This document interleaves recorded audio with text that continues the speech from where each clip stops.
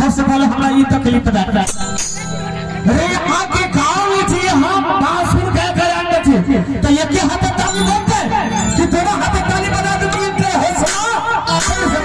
कि पलवान का से खेल चले गए तो वहां पे एक दिन छले से ताली से स्वागत किया फिर जोरदार ताली बजा हाथ उठा और ये कितने हाथ खींचता है जोरदार ताली बजाओ बोलिए बजरंग बली की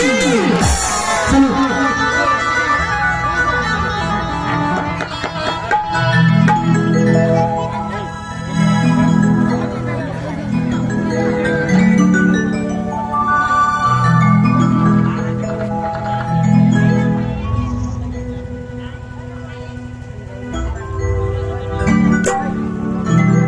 हेलो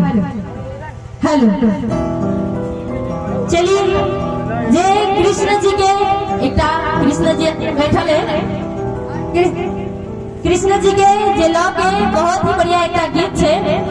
कहे छे सावली रात पे मोहन दिल दीवाना हो गया बहुत ही बढ़िया गीत छे जे कान्हा जी छे सावली छे फिर भी सब रूप हेलो हेलो भाई जी आज हमारे हल्का बात बताइए हेलो हेलो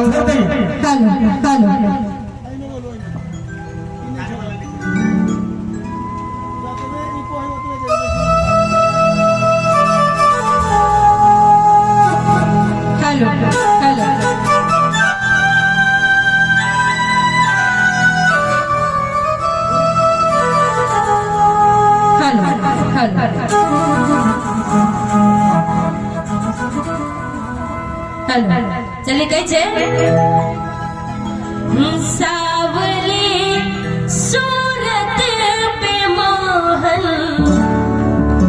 दिल दीवाना हो